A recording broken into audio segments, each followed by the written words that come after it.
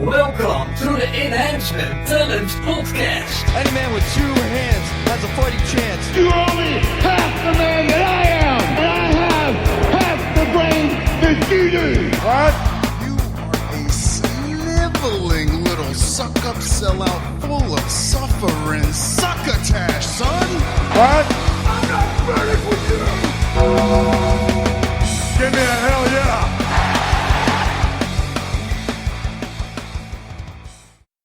We are back and better than ever. Welcome to the Enhancement Talent Podcast, wherever you may be and however you may be listening. We appreciate you stopping by and making us a part of your day. I am your host, Brock Fluker, and I am joined by Chris Kirby. The unprofessional tired one. Yeah, Chris just woke up like 20 minutes ago, probably. Yeah, about 30 now. Okay. After it took me like 30 minutes to get this computer started. Yeah, I know. I could have had an extra 25 minutes sleep. Yeah, so we've got, these will be the last shows we do of the year. Yeah. We've got a Raw review and a SmackDown review coming this episode. And later on in the week, we will drop it'll be a 2018 year in review plus 2019 predictions and all sorts of things like that. And we're going to record that after this one. So, But you won't know that because we're going to do it WWE style. yeah, just like these shows we are about to review, it will be pre-taped. Yes. As all of our shows are, I guess. Pretty much. Yeah, so... Got anything you want to talk about before we get into Raw? No, after last week with the McMahons, I was thoroughly impressed with these two shows. Yeah. I mean, Both of them, the two shows that were taped well, yeah. the week prior. So, Yeah. if you were in Sacramento for that Raw, You were one tired-ass puppy. you were there for 6 hours of wrestling. Of Raw. Yeah, of Raw. Or 4 hours of SmackDown. Yeah, Or wherever both. they were. But I mean, that's a lot of wrestling. That's 10 hours in 2 days. Yeah. I'm not sure I would have been able to last that. Oh, yeah, you would. I would stay, but I would be exhausted. Yeah, by the you'd end be of it. exhausted, maybe even unhappy, but you'd stay. Yeah. But I'd be pretty happy with that second show if I went to that. Either one of them. I know I was happy watching it. Yeah. So, I guess we'll get right into it with, starting with Raw, is, the show starts with Elias. Before we even get to Raw, tribute to the troops. Okay. If you did not see it, you need to find it. I'm not going to say what happened, but they had a cross-brand tag match. Yeah. I still have not watched it. Oh, you haven't even watched it? No. Oh, damn, you suck. Yeah. Well, you need to watch it. Because When was that? Thursday? last Thursday, Okay. the 18th. Something, no, not the 18th, something like that, 20th, Yeah. 21st, Whatever it was. 2nd, I don't know. But watch it. It's got some good matches, some funny moments, but that co-brand tag match was pretty good. Alright, I'm gonna try to find it. All right, just had to drop that. Now we can start. Yes, so Elias starts the Raw show, and they actually let Elias sing a full song. Which is, well, a Christmas miracle. Isn't it just? This one was a Christmas-themed song about how Bobby Lashley sucks. I couldn't tell you because I don't listen to him sing. I know I should, but I don't. Egregious, Okay, Corey. as Graves would say. Yeah, so we had the, I want to call it traditional Miracle on 34th Street fight. Yeah, I think it's gone on the past, 3 or 4 years now? Maybe a little longer. Probably way longer since there was the first one, I would think. I mean, I have no idea. I mean, we'd have to actually go back and watch every Christmas episode to see how many there were, but, Yeah. I mean, I know there's been at least, I'd say probably at least 8 or 9. Yeah, I would say so. But this one was Elias versus Bobby Lashley, who... Is this the first time they've had a one-on-one match during their feud? Because I don't remember. I don't know, because it's never one-on-one if Lashley's in the ring. Yeah, there's... I don't know. So I'm not sure if it's one-on-one. I want to say no because they've been at each other. Probably, but I just can't. I think there was another one, but I hardly remember it. It was it was so good we don't remember. Yeah, but this was a really fun match, actually. I enjoyed it, and I rarely say that about Elias or Lashley. Yeah, really either. Yeah, I mean, I like both of them as wrestlers, but their matches just aren't all that. Yeah, that's very true. Both of them have a style like that it's not very entertaining for most of the time, at least. But yeah. I mean, Lashley is very capable, but he has to be in the ring with the right person, I think. And given the right script. Yeah, sure. So there's Christmas decorations throughout ringside. We have trees, desserts, candy cane kendo sticks. Yeah, in presents. Yeah, and the first note I make of this match is where Lio Rush, I think, hands Bobby Lashley a gift box, and Lashley pours it out, and there's Legos. Yes. There was a Legos chant and following this. A We Want Legos chant. We want Legos. And he sets it up on the mats, like, right near the turnbuckle. Yeah, kind of like where Balor would want you for his coup de grace. Yeah, the drop zone, as Michael Cole would say. There you go. And so Lashley puts Balor, you have me messed up now, Elias on the top rope, and I guess his goal is to superplex him onto these, but they were a little too close to the turnbuckle. Yeah, if he actually did do that, like, Lashley would have just landed on them, and Elias wouldn't have. You might hit one brick. So I'm not exactly sure what his plan was. And whatever it was, it didn't work because Elias punched him off, and Lashley fell backwards into the Legos. Yeah. And he actually had a couple of them stuck in his back for a little while. A couple of them. It wasn't quite thumbtacks. No, but I mean, there were a couple little Legos stuck in his back. I mean, this was probably a lot more pleasant than the thumbtack spot. Well, I don't know, because I mean, you think that with thumbtacks it might go numb after a while. Yeah, that is true. Because it actually punctured, but these are just painful. I remember Jericho talking about when he did the thumbtack spot against Dean Ambrose in that match they had. And where he had like 66 or 89 or 73, however many thumbtacks. It was a specific number that he just kept using different numbers. Yeah, so he talked about it on his podcast where he just said it was similar to like jumping in like a pool, like a cold water pool, where at first you're like, oh, but then you just it just fades away. Yeah. Yeah, you know, so that's what he compared it to. Well, I mean, I guess I could see that because the thumbtacks don't go very deep to really cause any pain or issues. But I mean, that pain would still be there for a little while. I'm curious how many people watch that aren't that into wrestling, that are just like, oh, well, it's still fake. Yeah. Oh, he landed on thumbtacks. That ain't real. You know those thumbtacks aren't real. Yeah. Oh, they're stuck in his back. They're super glued. As they're like bleeding from every crevice that the thumbtack is in. Oh, that's fake blood, man. They sell it every Halloween. Yeah. It's like, oh, well, what are the steel chairs made out of? Styrofoam, dude. Steel. Styrofoam. They just add sound effects.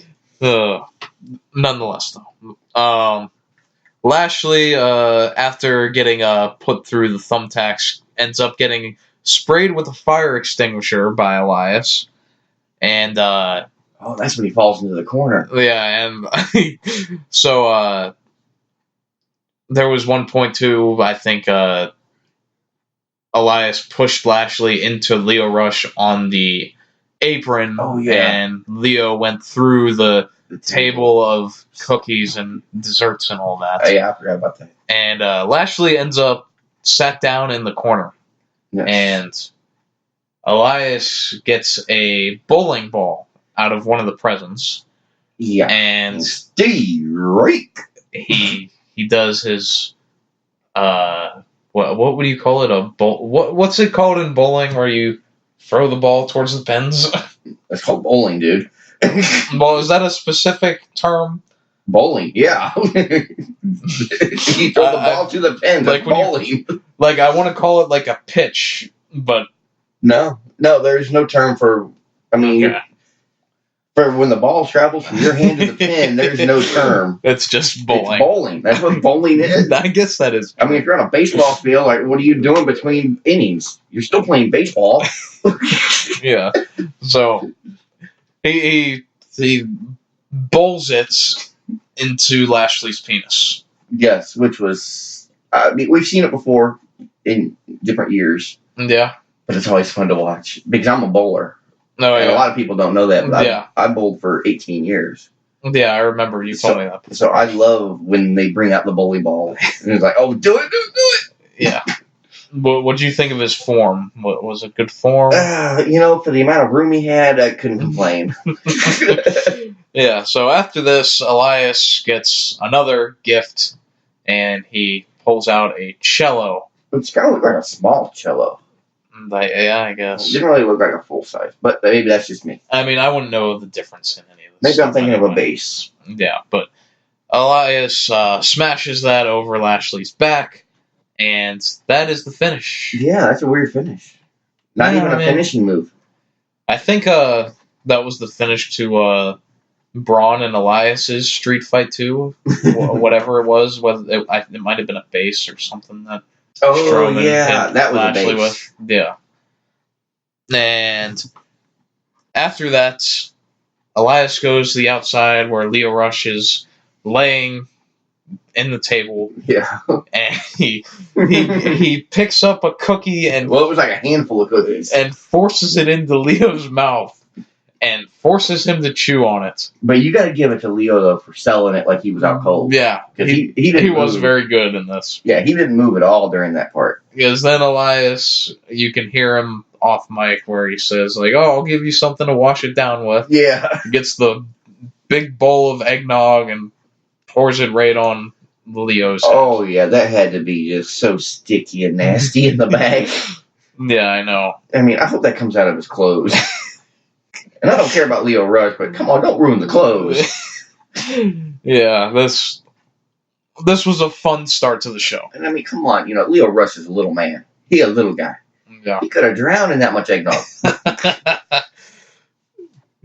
Yeah. Good match. Great way to start Raw. Yeah. For Christmas. I was quite alright with this. This would have aired on Christmas Eve and then SmackDown on Christmas Day. Yes. So we have, after that, Rude and Gable defend the tag team titles against Scott Dawson and Dash Wilder, the Revival. I was going to say, that's fucked up. I got the Revile. This was a pretty fun match, though. It really was. I mean, the only thing I expected it to have is a lot of hard hits from the Revival. Yeah. And a little bit of faster pace action from Rude and Gable. And it did. Yeah, it's good to at least see the Revival in they overcame the lucha crap. Yeah. And in previous times, I think they had tag team title matches against the B team, but then they lost to the B team. Yeah, how can you lose to the B team? Well, I mean, everybody did. Well, I know. But now where are they at? Wyatt and Hardy lost to them too. But where are they at? They're backstage doing Christmas carols. Yeah. When's the last time they've been in the ring for a real match? Last week, actually. A real match. Yeah. Well, I don't consider that a real match. Yeah. Well, they were there to eat the pin in the last match. Maybe they just need to send the Miz to Raw so they can just be the Miz Taraj again and get over it, because that's the only time they were entertaining to me. Yeah. Well, I thought the first week of B Team was fun. Before they got the shirts. But then they made them tag team champions immediately, and it made no sense. What? It made sense for Ronda to be a women's champion out the gate? Well, that's... Same thing. No, it is not. That's apples and oranges. How? Because the B Team are a comedy act from the beginning. But they've been in the company. They've proven they can win. Because they did. Yeah, but Ronda is a hot commodity, and the P team is not. She's a hot commodity, but like everybody has said, she's a glorified newbie. Yeah. She hasn't proven herself to be champion. But yet the B team actually beat people. I disagree with you so much because Ronda. Well, that's what this show is about. Ronda's been fantastic. I'm not saying she's not. I'm just saying they shouldn't have given her the title from square one. Nah, I don't mind it. I mean, could they have done a bigger build to it? Yeah, sure. But honestly, like, there's no one that has the momentum that Ronda has right now.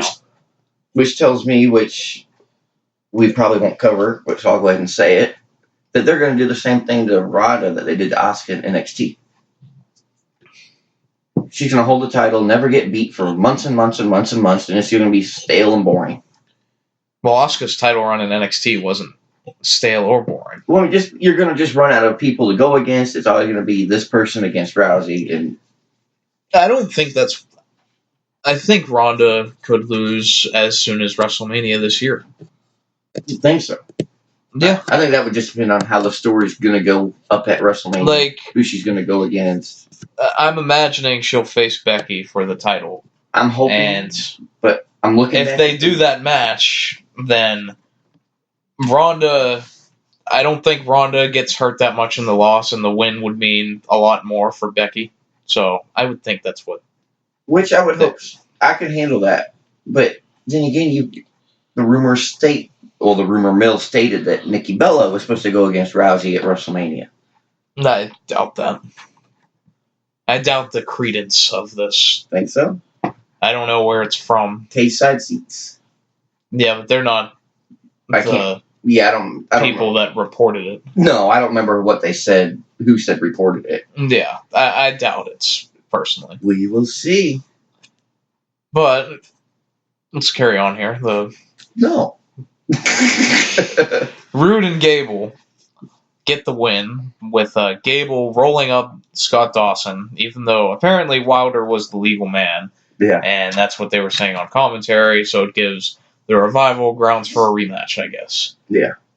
At least a reason to want a rematch, whether they get it or not. I was going to say, rematches are no longer given nowadays. Yeah.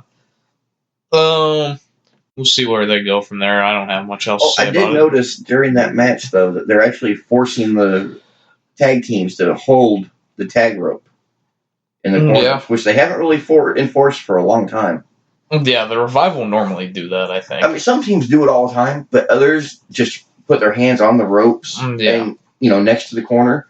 But that ref was making them hold that tag rope. And I actually enjoyed that because it means no matter what, there's rules. You're going to follow the rules. You can only be so far from the corner. Instead of some people that, like to stand 2 or 3, 4 feet from the corner and make a tag. Except when you have like the 10-man tag matches where like one of the people is standing like in the middle. Yeah. Because there's not enough room. Yeah. And then I think the end of the match was Gable with the fruit roll up for the win. Yeah. On Dawson. Yeah. And the Wilder was the legal man. Yeah. Good match though. Yeah. It was. Good to see the Revival in a competitive They match. Lost, but man, it was a real match. It wasn't some lucha crap. Yeah. And nothing against Lucha House Party, but yeah, I like all of them. They just don't coincide with going against the Revival on a weekly basis. Yeah. We had Balor versus Ziggler versus Drew McIntyre. Yes, and I actually, as soon as I saw him come out before the bell rang, I knew it was going to be a good match. Yeah. These three don't really disappoint, usually. No, all three of them are. As far as match quality go, they normally deliver. It's just a matter of, can they do it together? Yeah. I felt like the crowd was pretty dead during most of this one. I felt that. I did want to point out that as I watched both of these shows, I figured that there were some, let's say, adjustments to the crowd audio, being that, WWE had a whole week to edit these to their liking. Yes. I mean, of course, as I looked before we started, there was nothing mentioned about Raw, but there was for SmackDown. Yeah, I feel like they probably did some stuff to Raw, too. Maybe not very much. Not as noticeable as SmackDown, maybe. Yeah, probably. But Balor is going to end up winning this one with the coup de grace on Dolph Ziggler. So Ziggler was there to eat the pin, as he typically is in these triple threat matches. But if you noticed, as soon as Balor hit that coup de grace on McIntyre got up the ring. Yeah. They saved him. They saved him. Because he didn't sell it at all. He got right up and went out of the ring. So it's like... When he rolled out of the ring, was he on his feet, or did he just... I don't know if he was on his feet or not, but you don't see anybody get right up after a coup de grace. Yeah. And he got right up and out the ring. Yeah. And I know they were saving him, from getting the pin. Yep. But you didn't have to do it like that and make it look like the coup de grace did nothing. Mm-hmm. I mean, just sell it. Yeah, better. I guess I didn't really notice that. Yeah, it's just one of those things that the stoners notice. Yeah. So... Good match. Good triple threat for a TV match. Yeah. I do remember seeing that, I don't even remember who reported it, that they're supposedly thinking about doing a Balor push in 2019. From what I've read, it's like this month and maybe part of next month they're going to push him. Yeah. And then after that, it's going to be McIntyre. So I don't know. Yeah, I don't know. Are they going to try and push the two at the same time? Since they're both feuding with each other. And you've got a heel and a face, so why not push them both? Yeah. They could. I wouldn't mind seeing that feud go a few more weeks. Yeah. I don't know. Hopefully they don't just give it away next week and just do a singles match right away. Oh, yeah, that would be Raw. I'd like it if they just kept it brewing going into the Royal Rumble and just have them both be in the Rumble. Or even the week before the Rumble. And that way it sets up for at the Rumble if they face off in the ring. Yeah, I agree with that. Because this way, if something happens at the Rumble, and say McIntyre loses, all he's going to do is grab Balor from the ring over the top rope and disqualify him from the match. We've seen it how many times? Every year. Yeah, there's normally at least one. One always interferes and gets in the match. Shouldn't be there. And disqualifies somebody else. Well, you don't disqualify. Well, not disqualify, but throw them over the top rope. Yeah, but it happens every year. Yeah, per usual, as shown here, Dolph Ziggler seems like the odd man out in this. Yeah, which I really hate, because I like Dolph. I always have. Yeah, but there's no point in caring about him anymore. We've been through this since 2012, man. Yeah. They're pushing Ziggler now. Oh wait, no. And I don't. If he got a proper push, he'd be okay. But they start it and then stop it. I don't know if you ever saw the interview that former writer Kevin Eck, who was a writer for the creative team, he recalled. I'm sure most everyone remembers the famous cash-in that Dolph Ziggler has. It's regarded as one of the best ever when he did it the Raw after Mania that one year on Alberto Del Rio, it was. And he won the title, and the crowd was absolutely crazy for him. Yeah. And Kevin Eck recalled that in a meeting, Vince directly said to all of the writers during that time, "We're not pushing Dolph Ziggler. We just had to get the cash in out of the way, but we're not pushing Dolph Ziggler, even though he's the world champion." Yeah, it makes no sense. Yeah. So they've never been behind him, and there's no reason to believe they ever will be. At least not while Vince is in charge. No. Now, once he steps aside, which will be never. Ziggler might have a chance. Vince McMahon is going to live to be 157. Yeah. And he will be in charge of WWE every year. And he'll sell it off before he dies. I can see him doing it. Or just a slap in the face, he just liquidizes everything. Like, people are thinking Triple H will take over, but Triple H is going to die before Vince. You never know. That went morbid. That's okay. It's our show. We can do what we want. We had a 6-woman tag here with Sasha Banks, Bayley, Ember Moon against Dana Brooke, Alicia Fox, and Mickie Gorgeous James. Mickie James tonight. Always. Well, yeah, but I don't know. Tonight just seemed a little more unusual. Maybe it was her outfit. Yeah, she was in the tights this time, I think. Yeah, maybe that's instead what it of was. the jeans. Probably it. Yeah. It's boss time. Let's do this. I didn't have much notes of this match. It was there. It was okay, I guess. The only note I have is I don't think this is going to be much of a match. It's just a way to get the female roster on TV. Yeah. And then... Yeah, it was the obligatory female match. But... With no substance to it. Did you see the way Alicia Fox sold the Eclipse? I kind of remember it. You had to really pay attention and look in the background after the Eclipse because Alicia Fox actually does a 360. But you don't see that because unless you look for it, because Ember Moon is in the way. But you actually have to look for it. But she actually does a 360 after she hits. It's pretty fucking great. She can sell like crazy, though. She can sell better than anybody. All right, let's not get carried away. Oh, come on. Have a debate. No. I mean, she sells certain things well, but... She sells a lot of stuff well. Yeah, I don't know. Alicia has always been, like... I guess she does sell moves well, mostly. She don't win anything, so she might as well sell it. But she's far from a good wrestler, I would say. Oh, I'm not saying that. I'm just saying. But that's part of being a good wrestler. Yeah. So she does... Her defense. She does well in that. But as far as when she's actually doing the moves... Oh, no, she sucks.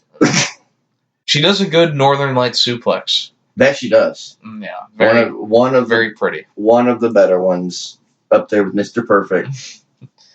Other than that, though, her scissors kick, for example. Oh, yeah. No, her moves suck. But selling what people do to her, she's great. Yeah. And that what makes her a good jobber.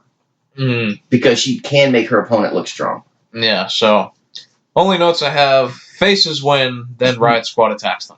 Oh, see, I don't even have that. I just got good guys win. Yeah. So, this was getting 9 women on TV with no substance or rhyme of reason. I don't even know why the Riot Squad attacked them, honestly. To be on TV. Like, the last thing the Riot Squad were doing were losing to Natalya 3-on-1. Yeah. And you know Sarah Logan got married last week. Was it? Yeah. Oh. In a real Viking wedding. Actually had pictures. How fascinating. I don't know who the hell her husband is, but yeah.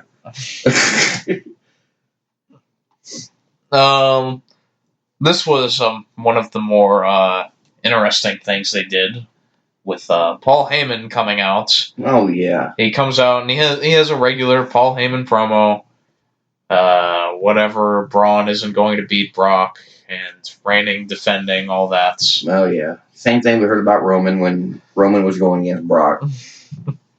Copy, paste, remove Roman, put Braun. That's all. Yeah. And I still like Heyman promos. It's just mostly the same. Yeah. They used to be great when he'd change it up. Yeah. But he's very good at putting the opponent over. Oh, yeah. And just making them sound threatening, but Brock is better, is what it'll always end with. Yeah. Like, this guy's really, really good, but Brock is better. Yeah. Is the essential he does great for his job. Yeah. He does great. But Braun Strowman comes out, and I think he still had the sling. No, he was just taped up. Okay. And he doesn't say anything to Heyman. He just walks up to him, and, you know, we're starting to think, like, maybe it'll be like that Samoa Joe and Heyman thing where Joe choked him out. Yeah. But instead, Braun inches closer to Heyman as Heyman is just like, no, please, I'm just an advocate. Yeah, like he always does. And instead, Braun puts a red nose and reindeer antlers on Paul Heyman. It made no sense. The face Heyman made at this freaking killed me. It's going to be a GIF on the internet. He was very upset by this. Yeah, he looked it. And Braun just says to Heyman to send a message to Brock to tell him that he's going to get these hands at the Royal Rumble. And that was it. Well, I think that's because if you think back to TLC as well, Braun may not be medically cleared to actually do anything. Yeah, because hopefully we still got almost a full month. Well, we've got 6 weeks until Royal Rumble. From now it's about 5 weeks, 5.5 weeks. Yeah, it's late January, so 27th is the last Sunday of the month. Oh, so exactly a month. So we got 5 weeks. 4 weeks, I think. But I don't know. Like they said on Monday, it was 6 weeks. So I don't know. Yeah, whatever. I'm just going with what they say. You don't like it, right, WWE? Well, maybe they were thinking that it was still live. This is kayfabe time. And it was. So, yeah, that's our start off to this reemergence of the Braun and Brock feud. But maybe one more time and that'll be all. I'm sick of Brock. I'm sick of not having a champion on TV. Then you're going to be really upset when Braun loses to him at Royal Rumble. I don't think he will. I think he will. I think they're saving Brock's loss for WrestleMania, and I think it'll be against Rollins. Ain't she that stupid? Because Braun has already failed so many times that I don't feel like they're going to do it with him. And that's because Vince McMahon's too busy getting blown by Brock Lesnar. And yeah, you can edit that out if you want, but that's what I think, because there's something going on. This dumbass only shows up 4 times a year, has 2 title matches, and wins every time. Yeah. And then screws the whole WWE universe out of having a champion on TV. Let's not blame Brock for that, though, because he didn't make himself champion. The hell he didn't. It's his contract he negotiated. His contract doesn't say anything about being champion. Oh, I bet it does. No, I'll guarantee you it doesn't. It was a verbal contract. I will guarantee that Brock Lesnar does not care if he's champion or not. Oh, yeah, it does. He cares about that check. Well, yeah, but see, with the title comes a bigger check. That's not true. Well, in kayfabe it is. Yeah, but Brock, why would Brock care? Well, like he said, because he wants to have the WWE title, going into UFC, and get that title. Yeah, but if anything, WWE probably wants that because it's exposure for them. I doubt Brock really cares about that. Oh, I don't know about that. I don't see any reason why Brock would care about being champion if he's just... Well, if you don't care about... If he's going to show up the same dates and work the same matches and get paid the same thing... You let him drop the title. That's what I'm saying. It's not Brock's... I still think it is. I think it's part of his contract or his negotiations that he has to have the title so many months. I don't agree. Otherwise, why do they keep putting it on? Because putting the title on Brock to begin with, putting it back on him, was a spur-of-the-moment decision when Roman got sick and announced his cancer, unfortunately. Yeah. So but the plan wasn't for them to put the title on Brock. I'm tired of it. There's no champion on TV. Why tune in to watch? You're going to watch all these superstars go at it for nothing because there's no prize at the end. Yeah. No, I don't disagree with you. I just think your anger is misplaced. Yes, my anger might be misplaced, but my anger has a reason to be there. Yeah, I agree with you. Because Brock sucks. So yeah, following this, they did these Christmas wishes from the superstars throughout the show. Yeah, and I tried watching a couple. Most of them were nothing really, but there was one that I had to make note of because it was hilarious. Which one? And maybe you skipped it. It was the Alexa Bliss one. I actually did watch that one. And, Alexa Bliss says she doesn't need anything because she's perfect. Yeah. So Santa doesn't have to waste her time on her. But since it's the season of giving, she wants Santa to give Bailey a personality, Sasha some humility, and then she says, Natty, well, she's a lost cause. Even Santa can't help her. I mean, come on, he's Santa Claus, not the Wizard of Oz. And she ends with saying, and Ronda some better makeup. Yeah. Which killed me because Ronda's makeup gets ridiculous. Oh, yeah. I don't comment on it a lot, but she, like, when she has, like, the weird colors in her eyes, and it's very strange. Yeah. But then, of course, you have to close it out the right way. Mary Blissmas. Yeah, this was by far the best one of those. That's the only one I really watched all the way through. I mean, there was the other one with Tyler Breeze wanting Ariana Grande tickets. Really? Because he says he wants his best friend Fandango back, and then he says, "Oh, and Ariana Grande tickets." And like someone in the background is like, "You could only have one," and Breeze is just like has this complexed face, and he's like, "Oh, I'll take the tickets." Damn. That was pretty funny. But not as good as this Alexa Bliss one, because she just roasted everyone. And it was absolutely hilarious. She is Little Miss Perfect, though. Except for not being cleared to wrestle. Yeah, this was awesome. But next we had Natalya versus Ronda. This is closing the second hour of Raw. Really? That's it? Yeah, I think this match kicked off. But this was a long match. This had some good time on it because there's only 2 after this. So throughout the match, Ronda is hesitant to put Natty away. It seems like she doesn't want to put the armbar on her. Yeah, best friend, blah blah blah. Yeah, and it almost cost her as Natty is able to get her in a sharpshooter, but Ronda did a really cool transition out of the sharpshooter and into her armbar. Yeah. Which she does put away Natty with, and Natty eventually taps out. And after that, Ronda just, she checks on her. Immediately let go of the hold after Natty tapped out. She let go before Natty tapped out. Yeah, practically before. And the two embrace afterwards, and Ronda is actually crying. Yeah. Which that was touching, I guess. But Natty looked pissed. Like, why'd you put me in the armbar? Well, I think she was just upset that she lost. But she might have been, but she just looked mad.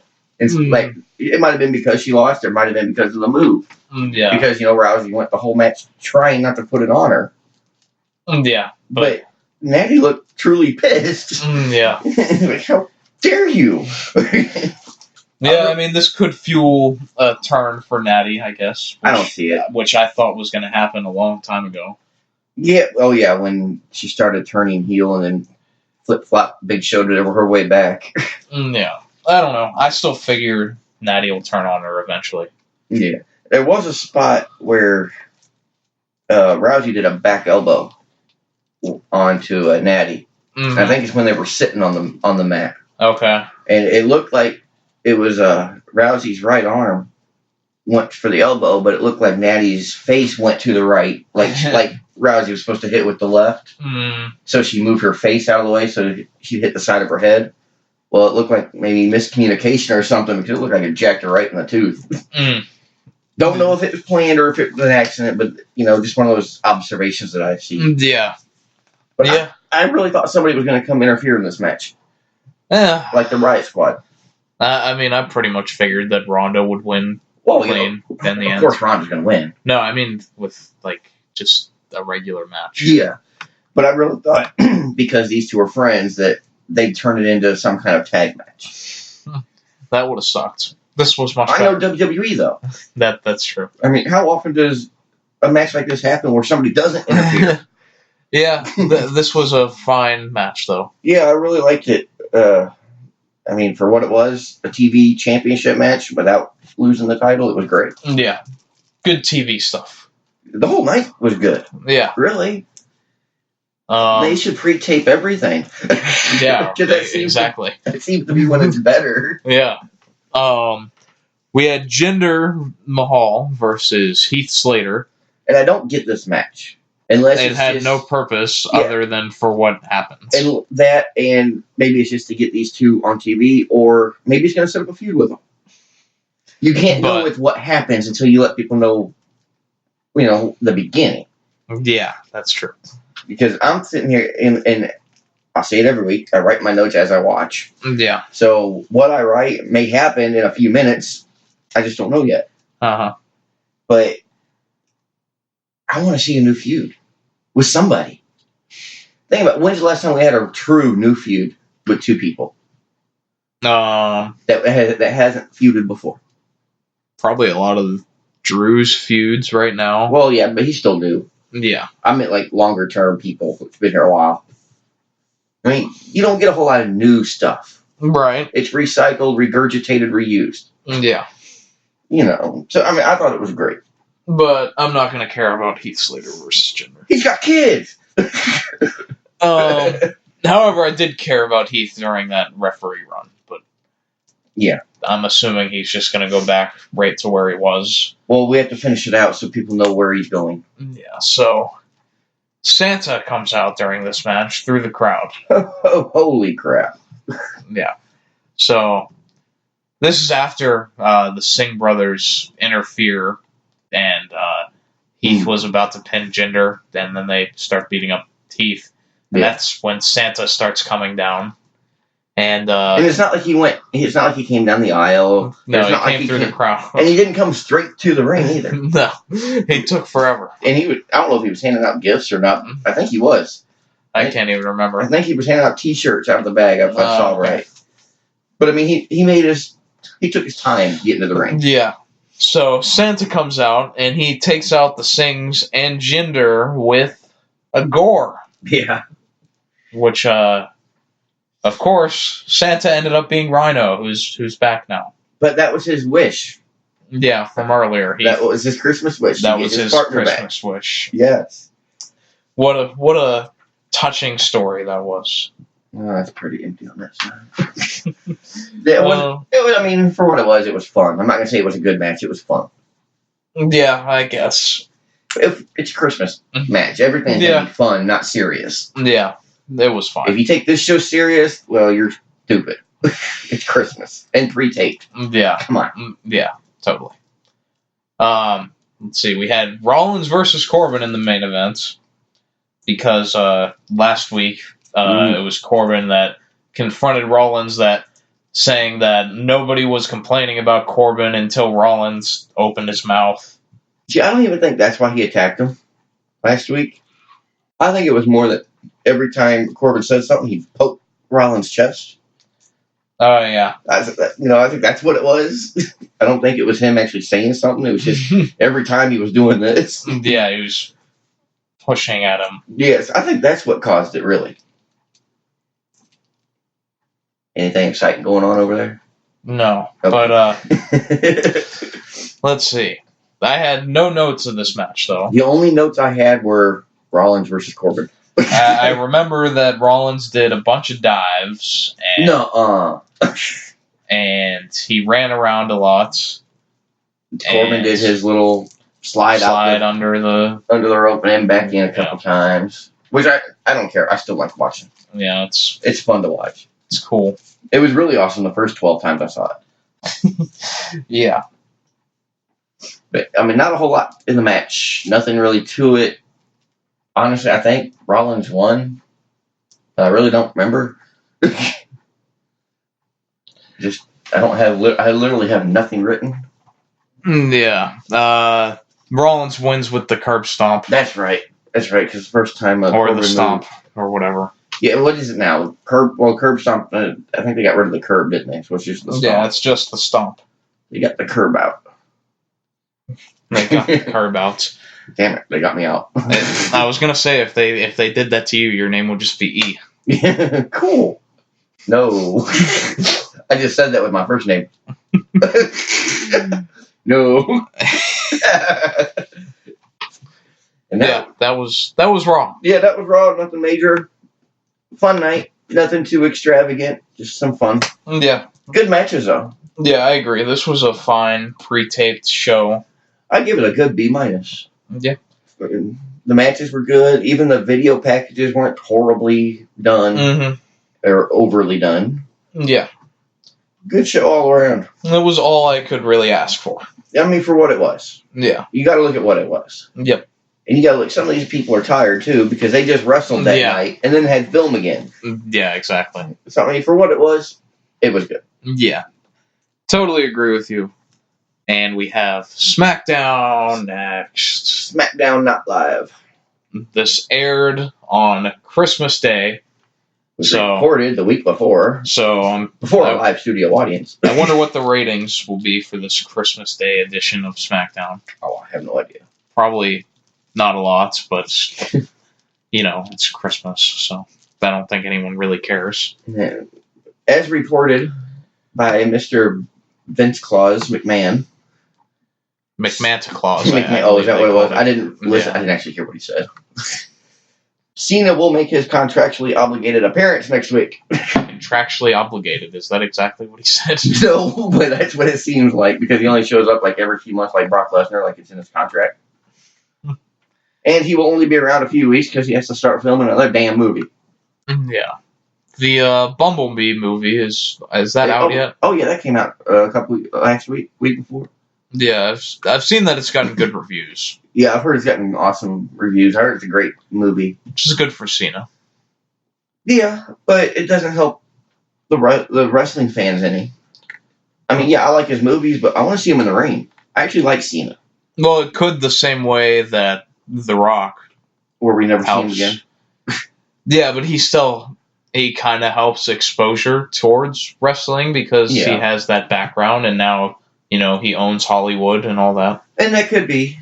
I mean, that could be, but... And he's in every movie that's ever been made in the last 10 years. Pretty much. There was one, was it last year or this year?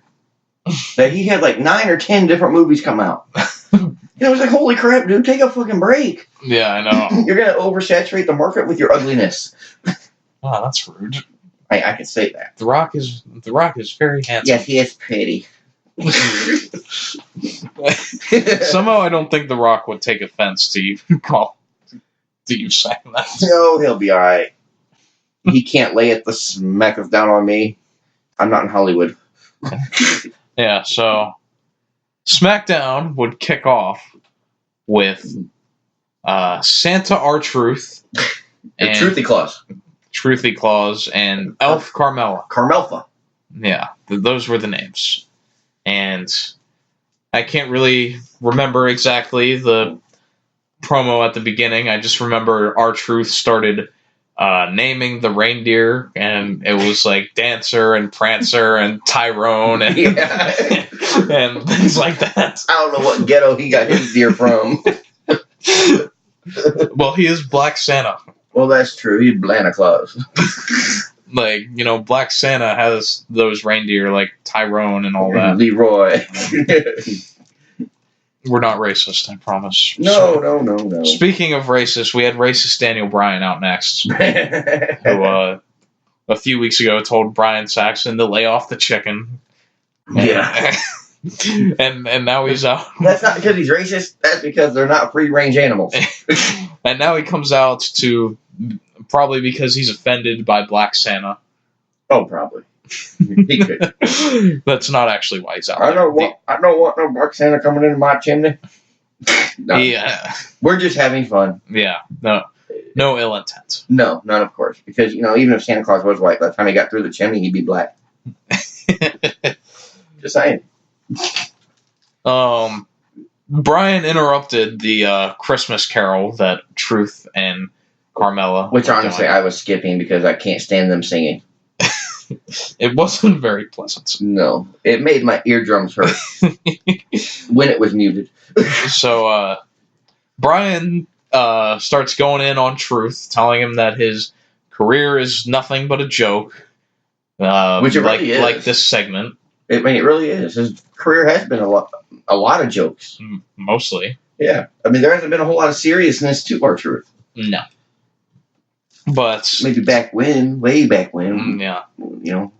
I can even go back to... do you remember what R-Truth debuted as in WWE? No. He was K-Quick with Road Dogg. Okay, yeah. Yeah. I remember that. In like 2000, I think. It was him and Road Dogg. Yeah. I remember that now. Wow. That's awesome. Yeah. There's some factoids being thrown at you. But that also tells you how long he's been with the company. Yeah, he's almost 20 years. Well, off and on. Well, he's always been there. He's never left. They just don't use him. No, I'm pretty sure he did leave, though. I didn't think he left. I don't think he's been there since 2000. Like, after 2000, I don't think he came back until the late 2000s. Oh, really? I don't think so, at least. I know he's been there at least more than 10 years. I mean, I'd have to wiki it, but... Mm-hmm. All right. We'll Google live on air as I go through this. Yeah, I'm headed to Wikipedia now to find it. All right, so Truth does get serious here as he tells Daniel Bryan that he and Carmella won Mixed Match Challenge. So that means both of them are going to be number 30 in their Royal Rumble. And Truth says, if I win the Royal Rumble and beat you for the title at WrestleMania, I won't be so much of a joke anymore. Or he says, I'll be the last one laughing or something like that. Which was a serious element put into this R-Truth character. Yes, very much so. Yeah, so that was nice. I mean, that's obviously not going to happen, but... Dude, R-Truth's from North Carolina. Yeah, I knew that, actually. I didn't know that. Sorry, go ahead. It just threw me by surprise. Yeah, so... Bryan tells Truth that how is he going to win the Royal Rumble when he can't even count to 30? Yeah. Which R-Truth replies with, I can count to 30. Watch this. 1, 2, 3, 4, 5, 6, 7, second dance break. Yeah. And as Carmella and Truth are dancing, Bryan takes the opportunity to viciously attack the knees of R-Truth. Yeah. Bashing them into the turnbuckle and putting him in the heel hook multiple times before eventually referees come down and separate him as Carmella is pleading him to stop. Just watching. He debuted on the main roster in November of 2000. Mm-hmm. And he's pretty much been involved ever since. Well, when did he leave? That's what I'm looking. 2001. Mm-hmm. Well, that was 2001 when the Road Dogg was suspended. So R-Truth became a single star. Yeah, he was having drug problems and that sort of stuff at that point. But I mean, he was never an Impact or anything? Yeah, before from 97 to 99, he was with NWA. Okay.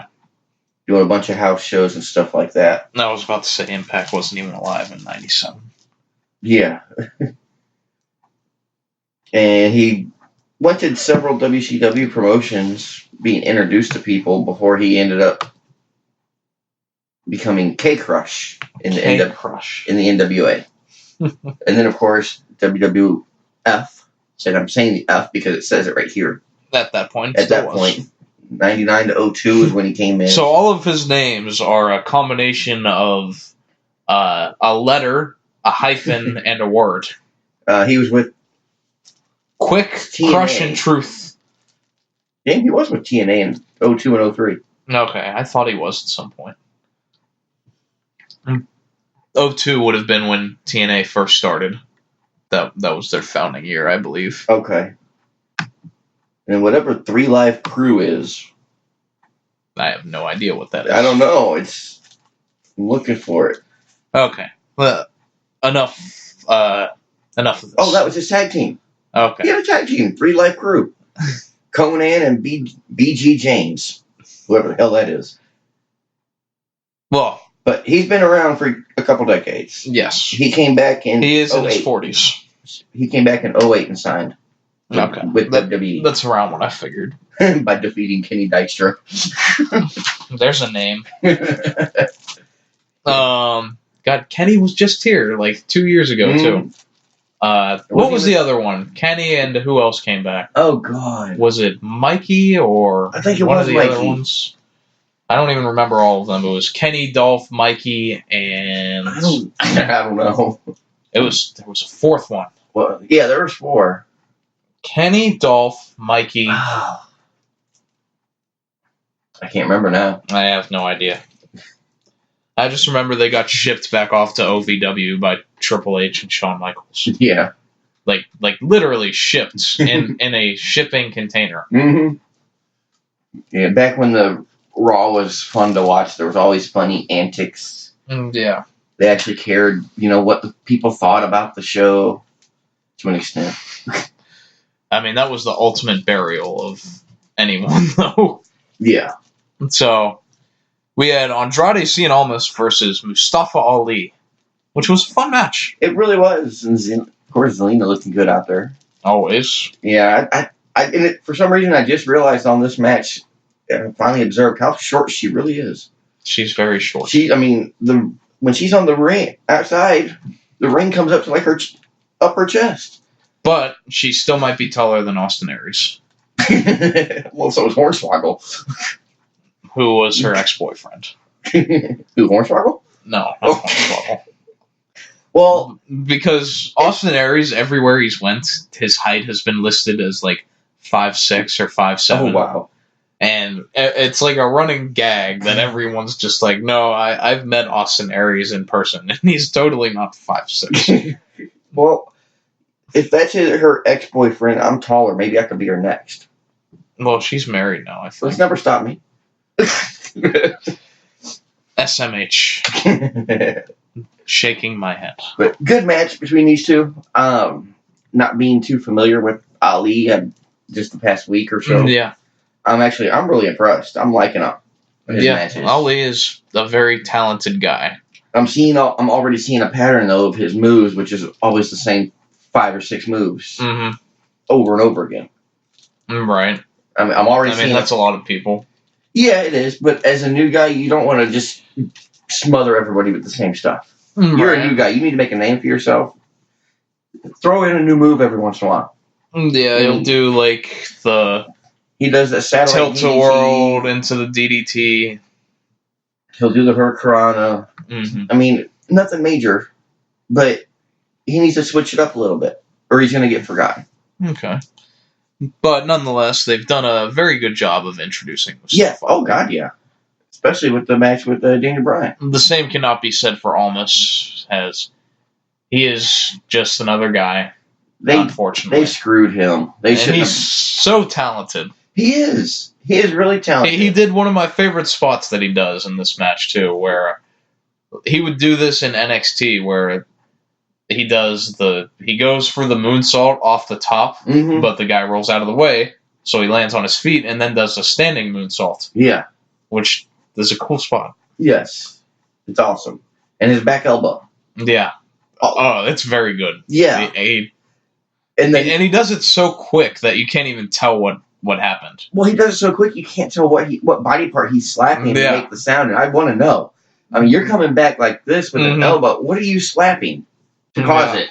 Yeah, he's very good at that. A lot of people slap their leg for most stuff. Mm-hmm. But what the hell are you slapping when you're doing a back elbow and you're making it sound like a drop kick? Yeah, he's very quick with it. But he's fun to watch. Yeah. He's not a high risk flyer, really. He does once in a while, but not like all the time. Not like a Mustafa Ali. Right.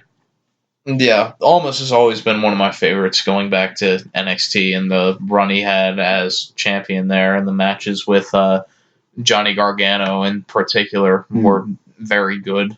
Now, they did say that he used to be a masked luchador. Yes, that is true. For most of his career before WWE, which is weird because most luchadors don't want to take their mask off. Yeah, that's part of his heel character, too. Oh, okay. Because look at Rey Mysterio. He's been demasked in matches. Yeah. In WCW. I remember that match. Yeah. And his mask was ripped off by Randy Orton. People saw his face. Of course, the camera didn't, of course. But people saw his face. So it's not like the end of the world, because even Mysterio continued to perform without his mask. Yeah. But just the ultimate form of disrespect. No, and I get it, and I like it, because it stands him out as a heel. Yeah. Because he doesn't do a whole lot to stand out as a heel. Not really. Almost, you mean? Yeah. Right. He doesn't do anything intentionally against somebody to be a heel. No. Like Daniel Bryan did. in NXT, he had one of the more interesting character developments because he started off like his character was like, you know, he didn't really take it seriously. He was just, you know, there for the money and whatever else. But then that's when Zelina Vega came in as his business associate. And she was like the mastermind behind it of getting him serious. Well, she had experience, though, at that point. Yeah. And that sort of changed the whole dynamic of Almas's character. Do you think they teamed her with him because she had experience in the ring, but outside WWE, and he didn't? Well, he did, but, you know, just to help him out with his character? Or was it just kind of, well, let's throw them together and see what happens? Yeah, I think a lot of things in NXT are like that, is let's throw them together and see what works. Okay. You know, I don't watch NXT, so I don't know. Yeah. I just know she's hot, and she doesn't really interfere that much. Yeah, she did in NXT, but on she the did main roster, she doesn't. She did it to the point, though, where it wasn't like she constantly did it, but like in a big match, like there would be the one point where she did. But it's not a constant thing like with the Riot Squad, where they're always going to interfere. Yeah, the constant thing was like like her main interfering spot would be doing a Hurricane Rana out of nowhere to Almas's opponents. Okay. But I mean, it's not a constant thing like a Riot Squad type. No. Or an Absolution type. But unfortunately, they don't really have much opportunity to do a lot of stuff like that with Almas because he's not winning. That's true. That's very true. But to me, I mean, and that's what I think he's kind of lost. He's not a heel. He's not a face because he's just stuck in the middle. He's just a guy. Yeah, he's a guy with a hot girl by his side. Yep. That's it. Yep. He needs to do something in one way or the other to stand out. Yep. Take a chair to somebody's back or come down and break up a brawl between two people, something. Figure out which way you're going to go and do something. Or he'll continue to flounder. Which is the more likely. And if he does, he'll end up with Austin Aries. Mm-hmm. I mean, he was only around for what, like 2 months? No, I think, he was in NXT for a long time. Well, I mean on the main roster. On the main roster, he did commentary for a few months, too. Well, as he was recovering from his orbital bone injury. Did he ever come back from that? Yeah, he came back and challenged Neville for the Cruiserweight title. Lost a bunch of times and then asked for his release. So. Oh, well, if he sucks, you might as well let him go. I'm not saying he sucks, but creative tells the story that he sucks. Yeah, he was he wanted them to turn him heel after he lost so many times because... Well, it makes sense. Yeah, he basically said, you know, like, if I'm a babyface and I've failed my goal so many times in a row, I can't just stay a babyface. You have to turn. Yeah, you got to move on. You have to either turn or win. Yeah. All right. Carrying on. Yeah. We got way off. SmackDown Live rolls on. SmackDown Not Live. We had the 8-man tag with Gallows and Anderson. I didn't even write their names. The Good Brothers and the Usos against Sanity and The Bar. I mean, it was a nice, hard-hitting match. Yeah, New Day are out on commentary. Yes. At their commentary table. I didn't see a whole lot worth notes. I mean, it's a lot of action, a little fast-paced with the Usos. Yeah. But the other teams aren't really fast-paced teams. Not really. No. So, I mean, it was all right. Yeah, it was fine. But, I mean, nothing noteworthy, nothing spectacular. It should have happened in the beginning of the show like it did. Yeah. And, or in the middle. Big E on his way to the ring was shirtless and oiling himself. Yes. And if you watch Tribute to the Troops, he is known as Sant E Claus instead of Big E. No, because that's part of his name. Yes. It's Sant E Claus. So Gallows and Anderson, I don't remember which one, but one of them got the pin on Cesaro with the Magic Killer. Anderson, because Gallows was looking out.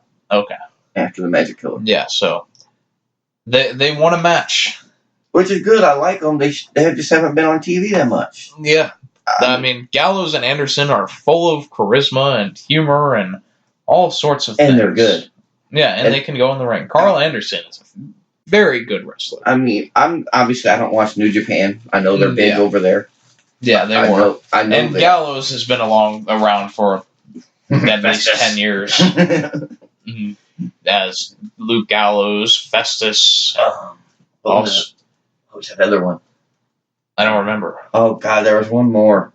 I mean, I just remember Gallows and Festus because he was Luke Gallows in the Straight Edge Society with Punk. There was something else I watched on one of those little top 10 clips on Facebook, and it showed him, but it was a different name. I don't know. I only know Festus. Yeah, that's all I know. Was it in WWE? I don't know. It was just a top 10. Or did Gallows do something else? I don't know. Was he something different in maybe Was he New like Japan? Fake Kane or something? At some point? I think feel like he was. I remember hearing something about that. Yeah, because at one point there was 2 Kanes. Yeah. And he's the only other big man to be Kane. Yeah, I'm pretty sure he was Fake Kane. He has a bit. Who else has the body build like that? Yeah. I mean, you're not going to have Carl Anderson just be Kane at like 5'2". Yeah. That's like Austin Aries, being the Big Show.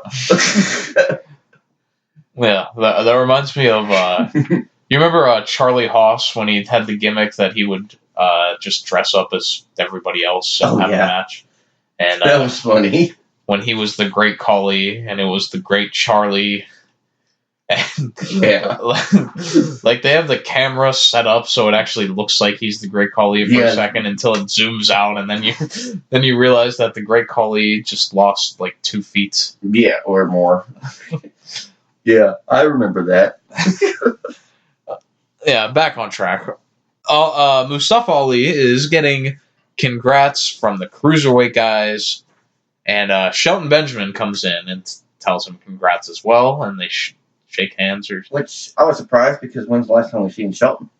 Yeah, I kind of feel like the angle they were going for, though, is that Shelton was there to help set up what happened after this. Kind of stall him. Yeah, which is when Bryan attacks him and destroys him for a minute until he eventually gets broken up from him. And if you don't know why, it's because last week on the real SmackDown Live, Mustafa Ali pinned him in Daniel a tag Bryan match. in a tag match. So this could be setting up for Mustafa Ali straight to the main event, or well, not really the main event, but he could be in a title match at the Royal Rumble. I disagree. Why? Just because somebody's going to come in doesn't mean they get a title shot. But he pinned the champion. In a tag match. Yeah, they can still do a number one contenders match. Do it in a singles match and actually impress somebody. Yeah, well, they can do that in a number one contenders match. You let your tag team partner beat down the champion, you get the pin, and you get the credit. I'll tell you why I don't mind this. Is because it's the Royal Rumble, and traditionally, title matches at the Royal Rumble are a null point. Yeah. Because what sells the events is the Royal Rumble. Yeah. So it's a perfect time to try something different. And Mustafa Ali, for a singles match against Daniel Bryan on pay-per-view, it gets him in the door. And it already gets him a big loss. Yeah, but that loss isn't going to kill him. No, but we've said that about other people too, and where are they at? Yeah, I mean, it just depends on what they do following that, if they actually are invested. Because they're not going to give him the title. He's too new of a main roster. He's not going to win the title. For a couple years minimum. Probably. I mean, if that. Because he's not that... I don't see him as a main event guy. I see him as a mid-carder. Yeah. Or even a low-carder. You never know, but I tend to agree that that's probably what they see in him. And if you're going to give him a title shot against somebody else that doesn't have the heavyweight title. Mm. He doesn't deserve a heavyweight title shot. He just doesn't get it. There's no point. He wins one match in tag team style. Well, they can do another match. They don't need to. Just don't give him the damn title shot. Well, who else are they going to have him face at the Royal Rumble? Make it a non-title shot. If he can win, then he gets a title shot. Yeah, but I hate it when they do that. Let him earn it. I'm tired of these fuckers getting shit they don't deserve. He can have a number one contender match against whoever you want. You're telling me there's no other number against like AJ Styles or something. You're telling me AJ's the only one that deserves a title shot above Mustafa? I mean, who else is there that? Well, I mean, we could go through the roster. I could name several people. R-Truth. He deserves a title shot more than Mustafa Ali. R-Truth has been here as long as we just discussed. Yeah. And why can't he get another shot? Because we've been there and done that. How long ago? Years. 8 years ago. Yeah, years. A lot's changed in 8 years. That's exactly my point. They haven't given him another chance since. Yeah. And mostly for good reason. No, they just make him look like a fool. No, I'm not saying he's not good. I'm just saying it's not fresh. Well, no, they don't give him a chance to be. Every time he gets a build-up, they kill it. Yeah, but it's unfair for us to constantly say that we want something new, and then when there is something new, oh, well, we don't want that. I can have new without having to give him title shots every damn week. Oh, here's a new guy, let's give him a title shot. Yeah, but it's not... I don't need that. You know, I want new people. I want new matches. But they don't have to have title shots right away. Let them earn it. Like, you know, WWE was known for back in the day was earning your shot. It's the land of opportunities. Here's an opportunity to earn a shot. Not, here's an opportunity here. Here's a title shot. There's your opportunity. You didn't earn it, but you're going to get it. Well, he can earn it through beating Daniel Bryan and then beating someone else in a number one contender match. But he didn't beat Bryan one-on-one. That's what I'm getting at. Yeah, but you don't have to... Not everyone has to beat the champion one-on-one to get a title match. And I get that. And I do. But they should. Because anybody... If we're tag team partners, you do all the work on them, and I could get in there and pin them, and I get the credit. Because I get the pin. Yeah, but... And I didn't do nothing.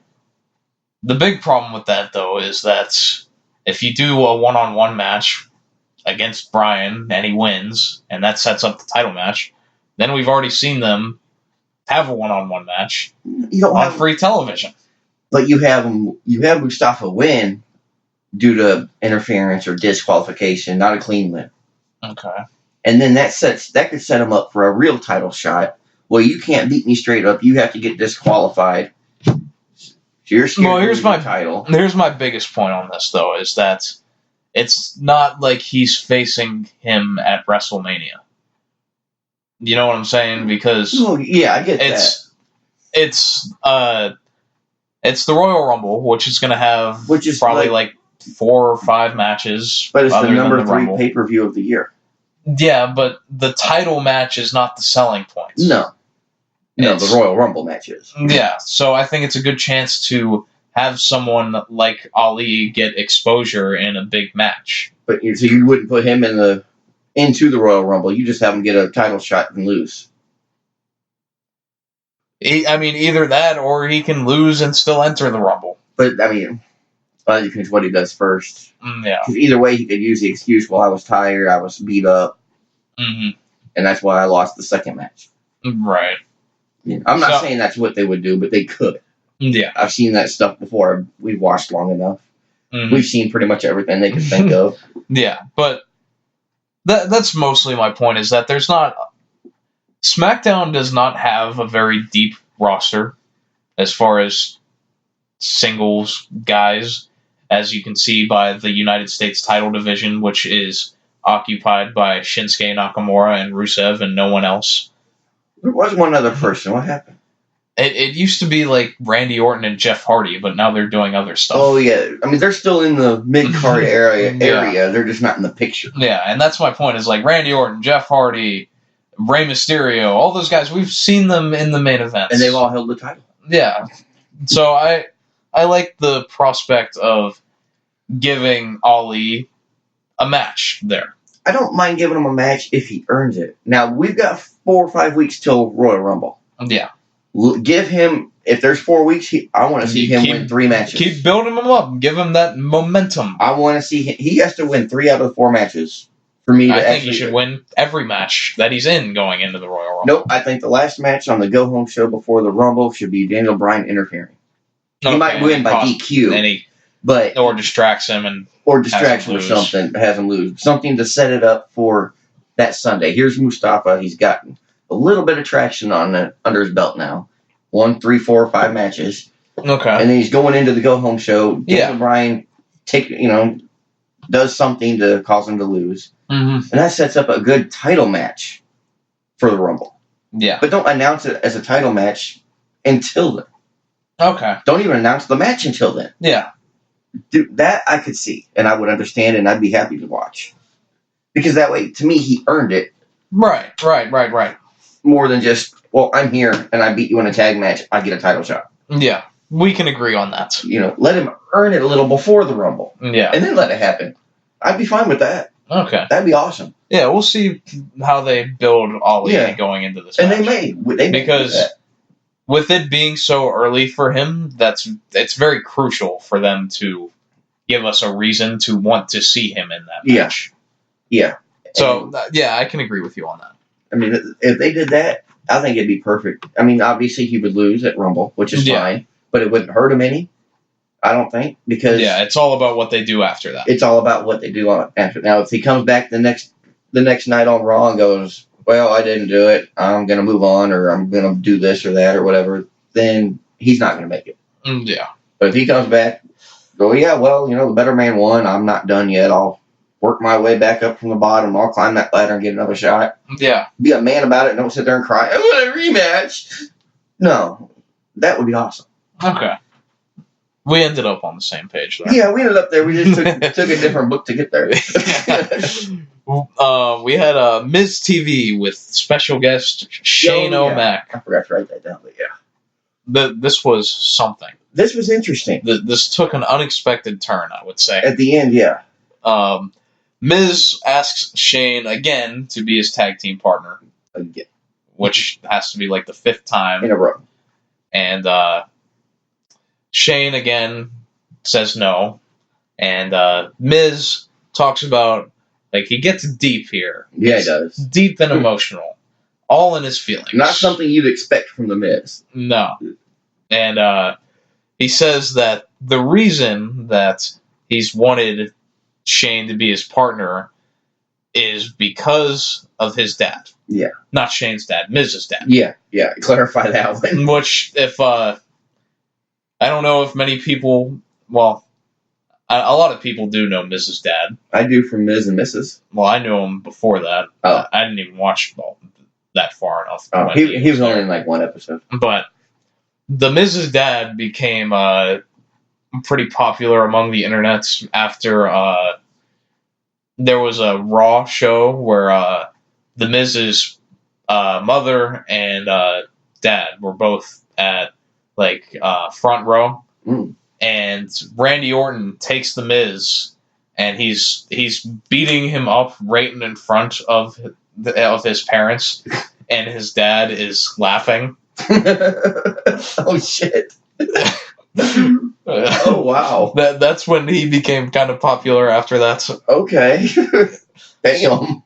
So that also feeds into what the Miz does here, because he says that his dad has never said that he is proud of him, and he runs through all of his accomplishments. And there's a lot. That there were a stunning amounts that more than I even thought, because of different awards and stuff. Yeah, and he the last thing he says was even after I won the main event of WrestleMania, defeating John Cena and defending the WWE title, all my dad said was, "Well, you better thank The Rock for helping you." Yeah.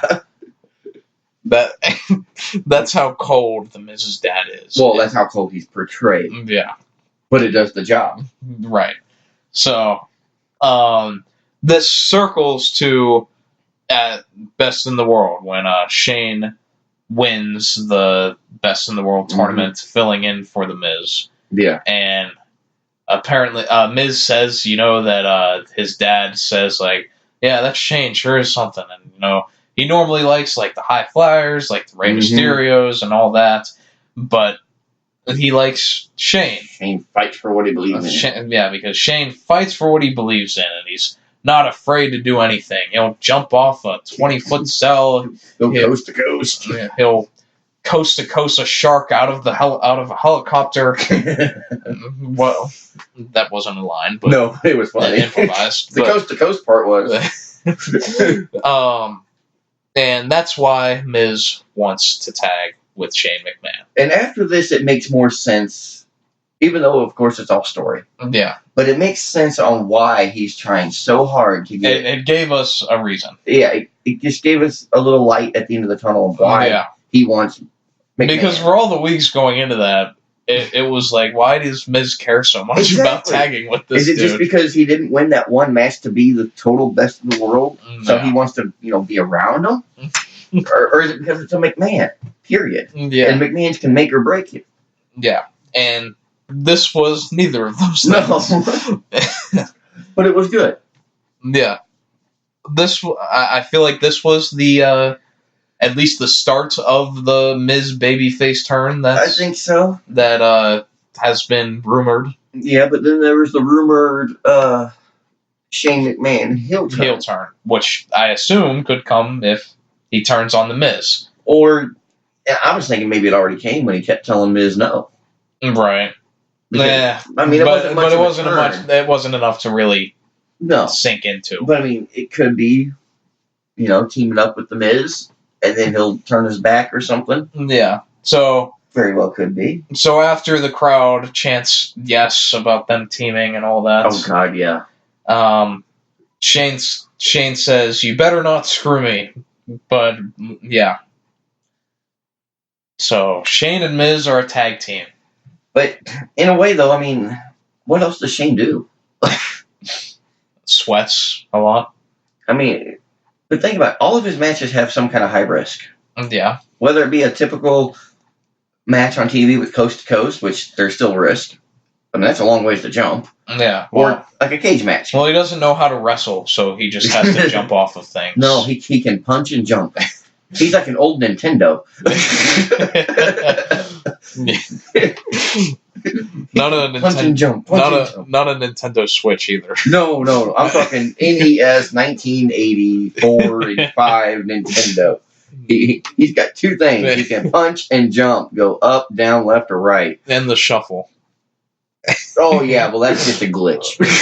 Okay. Because you can't do that with the controller. Right. That must be the up, up, down, down. Right. So, I'm actually fascinated in where they go with this. I'm curious. Are they going to contend for tag team titles? Are they going to actively be a part of the tag team division? But I mean, is it an actively? I mean, I better see him wrestle at least every other week. Yeah. Well, here's a match now. I'll get back to you next month with another one. Yeah, or will it just be something short-lived to get us to whatever the final destination it actually is? Would be probably the Shane McMahon heel turn. Yeah, and if they do Shane versus Miz at WrestleMania. I mean, I could see that, but there's so many other matches I'd rather see besides Shane McMahon. Yeah. We've had he has to have his WrestleMania match. And I get that, but we paid a lot of money for them tickets. I don't want to see it. I mean, if we're lucky, he might jump off of something. And that's true, and he would, because if he's there and he's in a match, he's going to jump off something. Yeah. Even if it's just, the top rope, through a table on the floor. Yep. He'll go through the table somewhere. And his kids and his wife will be there to watch him try to kill himself again. And maybe his daddy will be in the audience laughing. No, he'll be in the back laughing. Not likely. Yeah. Oh, God damn it, I didn't approve that match.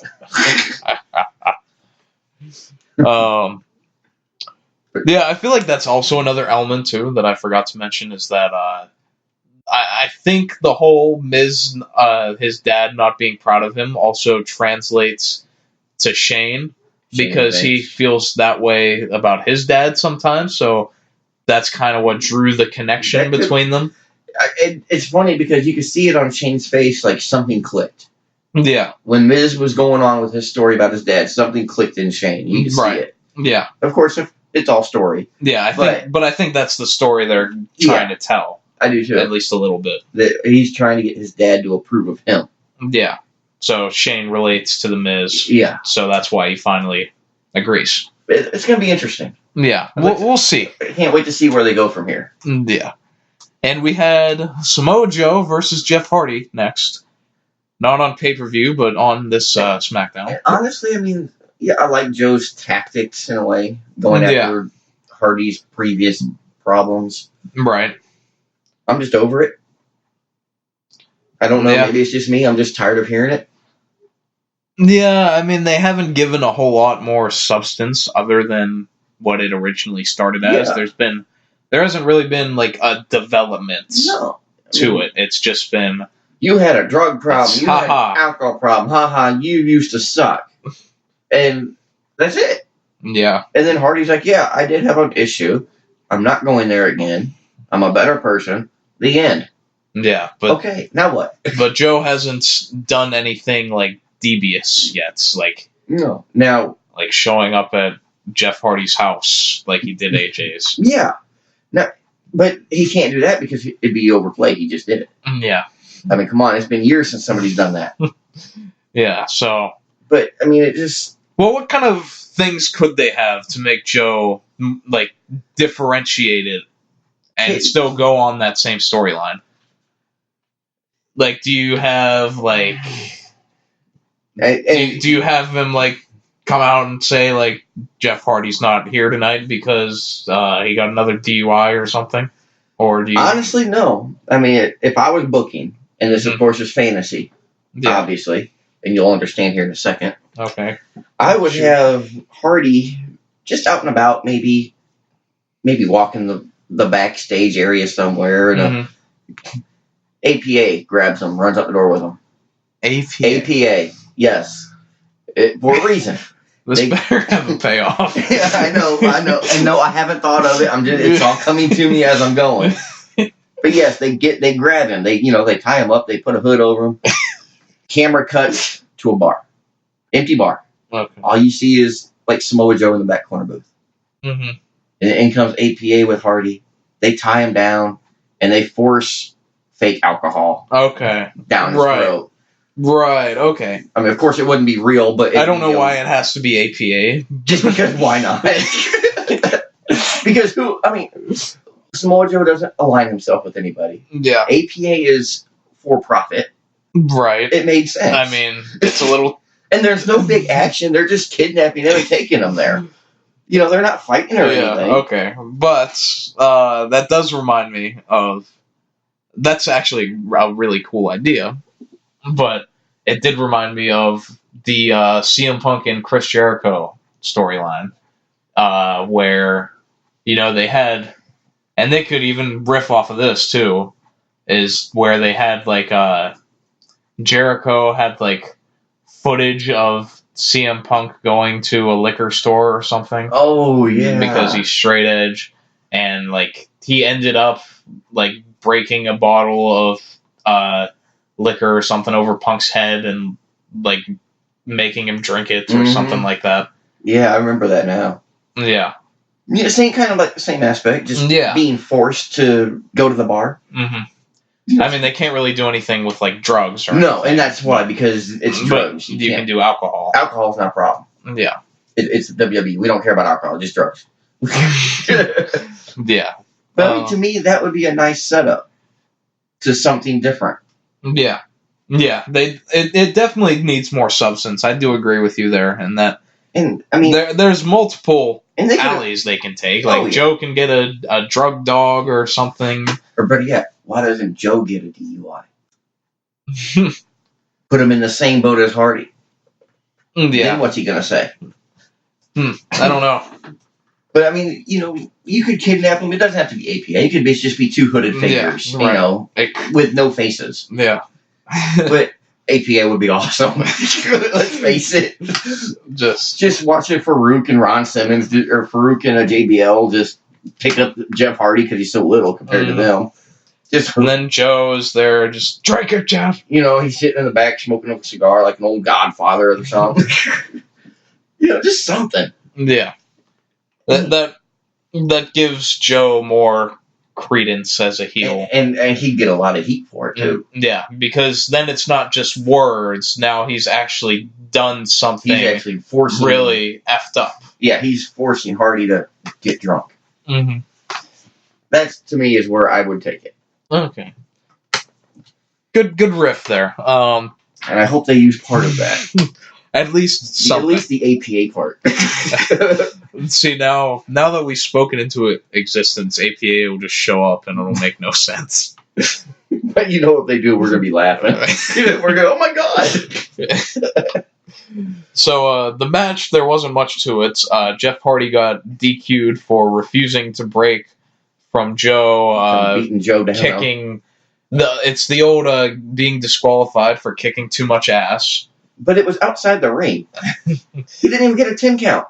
No, the ref was just like, stop. Yeah, he didn't get a 10 count. No. And No, Jeff. Where's the 10 count? Jeff. Okay, ring the bell. They're not in the ring. In the ring, I could get that.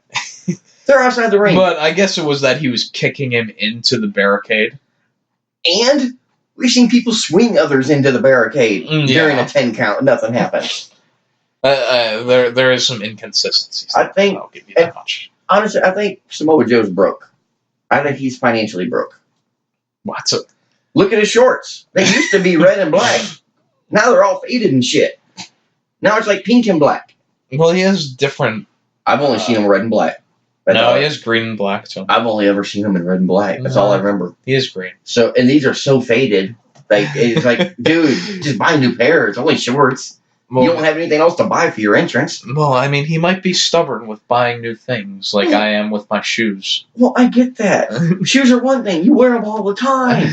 These shorts are going over a pair of shorts you're already wearing. They just got to be big enough to fit your fat ass. That's it. Wow. I'm not, oh, you know what I mean. That took a turn. Oh, get over it. Get a pair of real shorts. I mean, not some faded pair of Kmart classics. No one would notice this but you. I know. Well, this is what happens when you smoke and watch wrestling. You know, I didn't watch wrestling first. I watched it like 1:30 this morning. Yeah. And I was already blazing, so I see a lot of other shit. All right. Because I forgot to download it. Yeah. Yes, because me and Chris do sometimes have to watch these shows by nefarious means. Yes. Like your WWE Network account. Piracy means. That too. That's on me. R. Yeah. Let's see.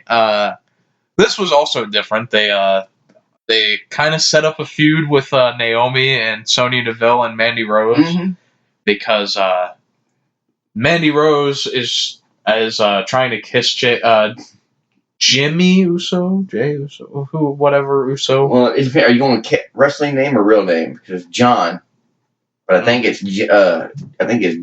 Jimmy Jay. I don't know. We never know. Why can't they have one with a big tattoo on his forehead? Or they could just do what the Bellas did and one of them get breast implants. Yes, I want to see one of the Usos get big movies. Then we could tell them apart. Or a haircut. Yeah, but they have.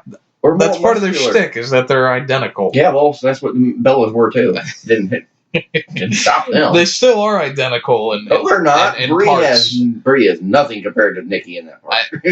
I said in parts. Well, they're not identical. And it's Nikki that has the enhancements. Yeah, Brie has nothing compared to Nikki in that area. Yeah, you said it the other way around. Oh, well, go by what I mean, not by what I say. Yeah, we have too much fun on this show. So, yeah, Mandy tries to kiss whatever Uso it is that is Naomi's husband under a mistletoe. Which, I didn't see the mistletoe until after this when Naomi was in the picture. Oh, I saw it the first time. Okay. Mandy, pointed up to it and, the camera... Oh, okay. I didn't see that part. Yeah. And Sonya was there, too. Yeah. Who I imagine has no interest in kissing Uso. No, I'm thinking maybe she just wanted to kiss Mandy under there. Yeah, that was probably her. We're treading... We've gone racism, sexism, whatever, gayism, or what other isms can we cover tonight? We're going to try and offend the whole world in one show. Let's do it. What a way to end the year. Our 5 listeners are going to be done with us after this. Well, one of them might laugh because we know one. Yeah. Oh, well. Yeah, so Naomi came in out of nowhere. I assume she was going to stab Mandy or something. She's going to shank her. But, snatch her bald. Yeah, that's. But she did throw her shoe.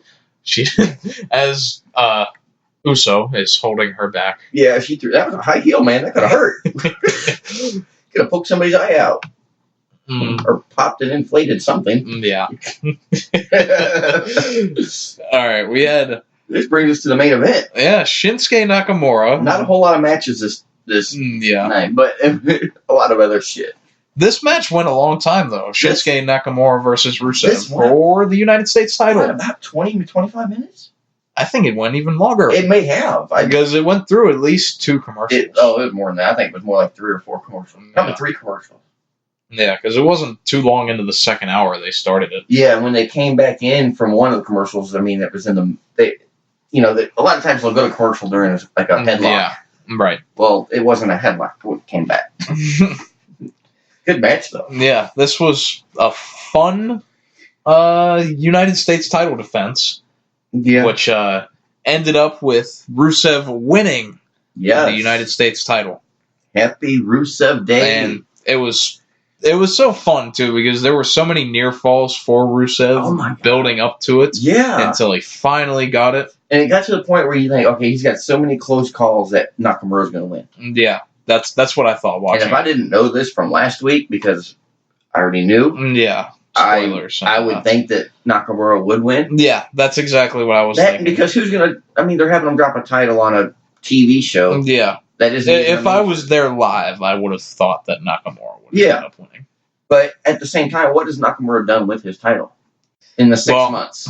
It's funny because I think they said his title reign was 163 days. And they said that he won it at Extreme Rules against Jeff Hardy, and I was like, oh my god, I hardly remember that. When was it? Was it August? September? It would have been before August, because August is SummerSlam, so Extreme Rules... June? I think it's even before that. I'm trying to think half a year, be 6 months, would be May or June, roughly. Yeah. Yeah. Wow. Crazy times. Sometime in the summer. Yeah. Wow. So, typical WWE, though, that Rusev was white hot like 6 months ago, and now they gave him the title at least 6 months too late. But maybe it's still salvageable, and he can still regain some of that. I think he will, because Nakamura's pretty much made it a title he's made it the universal title of Raw. Yeah. It doesn't exist on the show. Yep. And I'm not saying he's not there, because he does show up. You see him he just doesn't have matches. And that's not on him. I mean, that's creative. We know that. Yeah. But at least he shows up. Right. But Rusev, he shows up. He delivers. He's got the crowd behind him. He's got the crowd behind Lana. Right. He's got Rusev Day. Lana's got her crappy theme song. Just saying. It's a good time for him, I think, for somebody new to have the title. Not necessarily him, but just somebody new. Somebody that will actually do something with it. Yeah. We'll see where it goes. I want to see a Rusev Open Challenge. Yeah. With the new NXT call-ups coming soon. Against Lars Sullivan. Yeah, that could be fun. I mean... That's what I want to see exactly next week on New Year's Day. Start the new year off with a damn U.S. title shot with Lars Sullivan. Yeah. They have him, EC3. I know EC3. He's been around. He was around before WWE. Yeah. He's experienced. That's why he wasn't in NXT very long. Yeah, I think he's going to be someone that... I see him as similar to Elias in that he didn't really do a lot in NXT, but he's going to do a lot on the main roster. Well, he hasn't had time to do a lot in NXT. No, but they really didn't do much with him in the time he was there. But he doesn't really need it. It was more of technicality that he needed to go through it, pretty much. Yeah, there's plenty of people in NXT that don't need it. Yeah, but yet Rousey, somebody like Rousey, who does need wrestling help, didn't go through it. Yeah, but it just, you can't put Ronda Rousey in NXT. Yeah, you can. No. Why not? You put Shayna Baszler in there. Shayna Baszler is nowhere near the draw that Ronda Rousey is. It doesn't matter about the draw. It's about the skill, the talent, the money talks, the practice. Money talks, and that's why her first few matches were shit. Her first match was one of my match of the year candidates. Well, no, not the one with Angle. Her singles matches. And then her next match was... They're not that great. All of her pay-per-view matches have been good. Pay-per-view, yes. TV Some matches. Of her TV matches, but... But, I mean, at the same time, she needed the training, and she didn't get it. And that... I think she had a lot of training. She did have some. It just wasn't that sort of training. But why is she so special compared to anybody else that comes from another sport? Because she draws money. Anybody can draw money if they have a name. Yeah, but not everyone has a name. No, not everybody does. But anybody can draw some money. Like Lawrence Taylor went straight into WWE and was in the main event of WrestleMania. But he wasn't actually a superstar. He wasn't signed to a contract. Yeah, but that's the overlying point is that they're not gonna have Lawrence Taylor have one match and have it be in FCW or whatever. Who was that match against? Bam Bam Bigelow. Just making sure. I remember. That's why I was curious. I can't tell you which WrestleMania it is. It was one of the early ones. I don't know if it was that one, but he had a cage match with me. Maybe it was like 3 or 4. Oh, it was in the 90s. Okay. It was like 90, 91. Okay, so it wouldn't have been that early. It would be more like 8 or 9, 10. Okay. Because WrestleMania started in, 82, 83? Yeah, at some point. So it would be like, I'd say between 7 and 10. Yeah. It might have been 9. I feel like 9 makes sense. Yeah, because that's between 7 and 10. But we need to get to this closing of the show. Yeah, otherwise we're never going to get done with this damn show. The closing of the show, which saw Vince McMahon backstage, and AJ Styles comes into his office. And, he's like, oh, you wanted to see me, Vince? And Vince, starts this off by saying, who are you? And AJ runs through his catchphrases. I'm AJ Styles, the phenomenal one. I'm in the house that AJ Styles built. Yeah. And Vince goes on about how Styles has essentially lost his killer instinct, I guess was what he was saying, because he was saying how Daniel Bryan is running around with the title that he beat from you, and he's all over the show, and you haven't done anything, pretty much. And, McMahon is just, eating away at AJ. I know there's a dark, demented soul in there, and all sorts of things like that. And Vince wants him to unleash the animal inside of him, was what he said. I must have missed that part. Yeah, there was a lot of interesting dialogue that Vince had there. I don't remember that whole segment. What? Yeah, I don't remember that whole segment at all. So I must have either skipped it or just missed it. Wait, you didn't see this? No. Really? Yeah. Oh, well, hold on. We're pausing. I'm going to show... Okay, back again. Yeah, break. Yeah, this show has been brought to you by... anyway. We just had to pull up this segment that closed the show because somehow Chris didn't see it.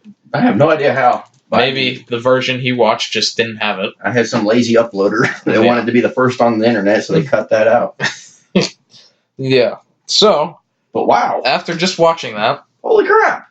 He clocked McMahon. Yes. After all this verbiage that I just talked about, Vince slaps AJ in the face. Yes.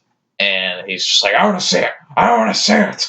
And what I say before he did it, I'd like to see him slap McMahon. Yeah. And what you do, slaps McMahon. He punches him in the head. Well, slaps him in the neck, punches him in the neck, whatever. And that is how the show ends, with Vince being tended to, and he On the ground. He's smiling. Yeah, saying, smiling. "Yeah, I'm fine." Smiling on the ground after getting hit in the face by AJ Styles because he got what he wanted. Yep. He wanted to see that in the, well, to quote John Cena, ruthless aggression. So, in a way. Is AJ Styles turning heel after just seeing that? No. I don't imagine so. He might get a little pep in his step. Or get, this is going to add a little more edge to his character. I think this is going to set up a damn good match between AJ and Bryan. Because I know what's going to happen. Yeah, AJ's one of the biggest stars in the show on SmackDown. We have seen it quite a few times now. Yes, we have. But I can't say I'll ever get tired of seeing AJ versus Dan. No, because that's two superstars. Well, yes, they might do a lot of the same moves. The matches are never the same. Yeah. Unlike others where their it's always TLC match was really good. Yeah. So we'll just have to wait and see how what they choose to do with it. Yeah. But maybe that'll light a fire under his ass and he'll do a little something. He missed this last pay-per-view, and that was the first one he's missed in like 40 months. Yeah. I still want to see AJ move to Raw soon. He needs it. He's been on SmackDown too long. Yeah. There's no... The house has been built. The construction work is done. Rot. He got dry rot in the corners of his house. Okay? It's time for... we need a full roster lottery. Mm-hmm. We need to switch everything up. Announcers, backstage personnel, everything.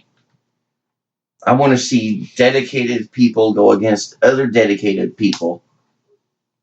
Just different. I don't want to see Bryan and AJ 300 times this year. Yeah. Once. Just maybe. one more. One more. Just be done with the storyline, close it out, and be done. Yeah, I totally agree. But we need a big, big shake-up. Not, we're going to bring in new talent. Well, here comes 4 damn people. Yeah. Ooh, 4 people are going to shake things up around here. But that was SmackDown. That was Raw. Yes. That was everything we had to cover in this episode. That was the worst live week of your life because it wasn't live. Both shows were everything we could ask for, I would say. I gave Raw a B. I actually give SmackDown an A-. Yeah, I agree with that, especially with how they went off air. Yeah, and after seeing the proper way they went off air, not the way I thought. I don't know. I didn't see any spoilers of that, so I'm assuming that was something that the live crowd did not see. I don't know. I didn't look for any spoilers, but I would assume, I ran into seeing that Rusev won the title. So I imagine if the live crowd would have seen that, then it would have been posted somewhere. Yeah, so maybe they just didn't say anything about it. Yeah. Until, or maybe like you said, they didn't air it then. Yeah, they just pasted it into the end. And maybe that's what I saw was the original cut before they added that in. Yeah, which is very possible on the internet. I suppose so. I think the lazy uploader is more likely. Yeah, I agree. But overall, a good week for the holidays. I'm glad to see they actually pre-tape both shows so those stars can actually be with their families. Mm-hmm. I'm not one for the holidays. I don't have much of a family to, be around, but, they got kids and spouses. I'm just glad to see it, unlike last year where they were live. Yep. And they had to sit there and be away from their families. This year they weren't. And I thought that was pretty nice. Well, it's okay, Chris, because we're family. Aww, Mighty YW. There we go again. All right, we have to go off air now. Yeah, our producer's saying we have to. Oh wait, you're the producer. they're giving us the go home signal, and we have another one to record here. Oh yeah, that won't take very long. No, I'd imagine it won't be any more than an hour, probably less. Probably more like 30, 40 minutes. Random talk. How do I do this outro? Look in the description for the links for all of our fantastic supporting websites and iTunes and iHeartRadio, USA Review, people, Spotify, and of course on iTunes. Leave us a rating and a review, 5 stars, a review. If we don't get a review by the next show that we do, I'm going to get a mini skirt and do a lap dance for you on air. So somebody better get a review because I don't want to do that. I don't either. That'd be a scary sight. Especially since we don't have video on this. That'd be even scarier. But nonetheless, my New Year's resolution is to get a review. Hey, that's a good resolution right there. And normally I don't do New Year's resolutions, so there I do because I have to have something to quit right away. Yeah. So I'm going to be more positive. Oh well. That way won't take long. That way I can be done with that by 12:01 New Year's Day morning. All right. Thank you all for listening. Thank you for your continued support. What support? We ain't got no reviews. Yeah, but people listen. How do you know? Because the stats tell me. Stats are just numbers. Reviews prove that people listen. Nonetheless, we understand. I still appreciate all of you just lending us your ear. Genuinely. Possibly. But we will wrestle you later. Until next time.